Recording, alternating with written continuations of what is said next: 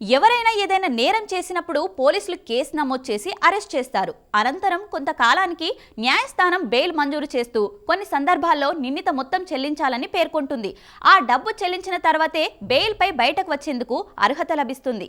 చాలా మంది పేద ఖైదీలు ఈ డబ్బు చెల్లించలేక బెయిల్ మంజూరైనప్పటికీ జైళ్లలోనే ఉండాల్సి వస్తోంది. ఇలాంటి వారికి పేద ఖైదీలకు మద్దతు పథకం కింద సాయం చేసేందుకు కేంద్ర ప్రభుత్వం ముందుకొచ్చింది. ఈ మేరకు కేంద్ర హోంశాఖ అన్ని రాష్ట్రాల హోంశాఖ ముఖ్య కార్యదర్శులకు, జైళ్ల శాఖ డీజీలకు ఇటీవల లేఖ రాసింది. ఈ పథకం కింద అర్హులైన వారి జాబితాను రూపొందిస్తే వారు చెల్లించాల్సిన జరిమానాను కేంద్ర హోంశాఖ చెల్లిస్తుంది. రిమాండ్తో పాటు శిక్ష పడిన ఖైదీలకు ఇది వర్తిస్తుంది.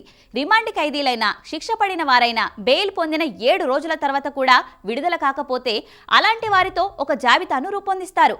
జరిమానా చెల్లించే స్తోమత లేని వారిని గుర్తిస్తారు.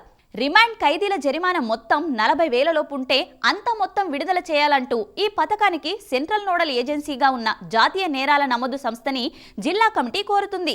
సిఎన్ఏ అంత మొత్తం విడుదల చేస్తుంది. ఒకవేళ జరిమానా మొత్తం 40,000 రూపాయలకు మించి ఉంటే ఆ విషయాన్ని జిల్లా కమిటీ రాష్ట్ర కమిటీకి తెలియజేస్తుంది. రాష్ట్ర కమిటీ పరిశీలించి సిఎన్ఏకు రాస్తుంది.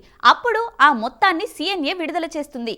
కేంద్ర హోంశాఖ ఆదేశాల మేరకు ఈ పథకం కింద అర్హులైన ఖైదీల జాబితాను రాష్ట్రంలో సిద్ధం చేస్తున్నారు. అయితే అవినీతి నిరోధక, మాదక ద్రవ్యాల నిరోధక, మనీ లాండరింగ్, చట్ట వ్యతిరేక కార్యకలాపాల నిరోధక చట్టాల కింద అరెస్టైన వారికి ఈ పథకం వర్తించదు.